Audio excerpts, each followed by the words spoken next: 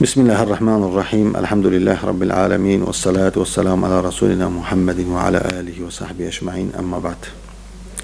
Bu röportajımıza başlamadan önce İlka Haber Ajansı'na bize bu fırsatı verdiği için kendilerine teşekkür ediyorum. Allah razı olsun inşallah.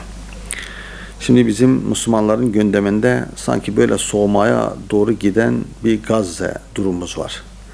Gazze, Gazze, Kudüs, Filistin, bütün Müslümanların ortak bir alanıdır. Dolayısıyla her Müslüman Gazze'ye, Filistin'e sahip çıkmak durumundadır. Şimdi bizim burada yapacağımız şey, eğer Gazze biz fiili olarak yardım yapamıyorsak, gidip onlara yardımlarımız dokunamıyorsak, en azından onları bir boykotla da bile olsa, İsrail'in mallarını, Yahudilerin mallarını, onlara destek verenlerin mallarını, boykot bile olsa biz bu boykotu her zaman yapmamız lazım ve bunu her zaman gündemde tutmamız lazım. Ki nihayet biz tarihe baktığımızda, Peygamber Aleyhisselatü Vesselam'ın zamanına baktığımızda onlar önce Müslümanları boykota tabi tutmuşlardı. Şebi Ebi Talib'e onları ne yapmışlardı? Onları oraya sığdırmışlardı. 3 yıllık bir boykot onlar Müslümanların üzerine yapmışlardı. Ta ki onların içerisinde Müslüman olmayan bir şahıs kalktı, dedi ki ben bu boykotu yırtacağım ve yemin ederek o boykotu yırttı ve bu şekilde muhasara Müslümanların üzerine kalktı. Şimdi Hayber Savaşı'na geldiğinde Peygamber Aleyhisselatü Vesselam Hayber Yahudileriyle 6-7 aylık bir savaş yaptıktan sonra baktılar ki eğer onlar teslim olmuyor, o zaman dediler ki onların geçim kaynağı olan o hurmalarını biz keselim. Ve sahabeler o hurmalıkları kesmek suretiyle onların geçim kaynakları, ekonomilerini, iktisadlarını darbe vurdular ve o zaman onlar teslim olup ve bu şekilde Hayber kalesi fethedildi. Şimdi de Yahudinin, Sıhyon'un bakıyoruz bizim evlerimize bütün deterjanlar, şunlar, bunlar hepsi onlarındır. Biz Müslüman olarak eğer oradaki kardeşlerimizi düşünüyorsak, onlara yardım etmek istiyorsak, İslam aleminin bütün ülkeleri, yani A'dan Z'ye kadar herkes bu boykota çağırmalıdır, bu boykotun içinde olmalıdır ve bu boykotu desteklemelidir. Desteklemelidir ki onlara da bir ekonomik manada bir darbe vurabilelim ve Sıhyoni, Yahudi'yi kendi evinde vurabilelim. Bakın Müslümanlar, biz buradan da ibret almamız lazım.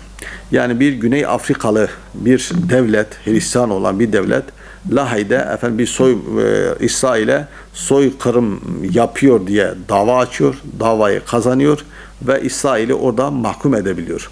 Ama 57 tane İslam ülkesi var. Bunların hiçbirisinden bir gıt çıkmıyor. Biz de onları bir mahkemeye verelim ya başka bir şey yapalım, onları zor duruma bırakalım diye bir şey çıkmıyor.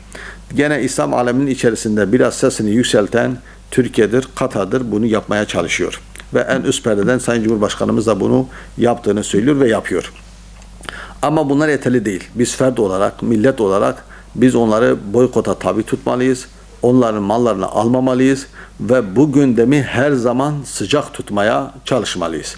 Onlar habire bizim üzerimize şehit askerlerimizi göndererek, futbol turnuvalarını, Suudi Arabistan'daki olanı sekteye uğrarak, ya bir taraftan başka şeyleri çıkartarak bizi, yani Türkiye'yi, Müslümanları Filistin'in gündemini soğutmaya çalışıyor. Ama biz ne yapmamız lazım? Her zaman bunu gündeme tutmamız lazım. Onların yardımına koşmamız lazım. Onlar için elimize ne geliyorsa, çadırsa çadır, giyecekse giyecek, gıda maddesi ise gıda maddesi ve bu şartları biz zorlamamız lazım. İslam Teşkilatı toplanıyor, diyor ki biz onlara bir şeyler yapalım, fakat onların yaptıkları sadece sözden ibaret kalıyor.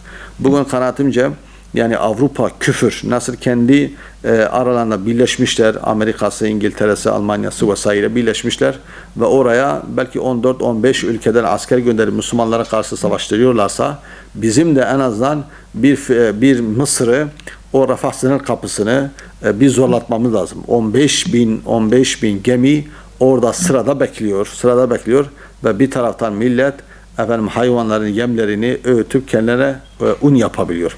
Dolayısıyla biz eğer Yahudi ile zaten yapmamız gereken bütün mücadeleyi yapmamız lazım. Bir taraftan da Müslüman devlet liderlerine de bu baskı yapalım ki efendim onlar da kendi sınır kapılarını, onlara yardımı sağlamaya çalışalım ve bu herkesin üzerinde bir farizadır. Farzul kifayedir, farzul ayn'dir. Herkes kendi gücüne göre bunu yapmak zorundadır.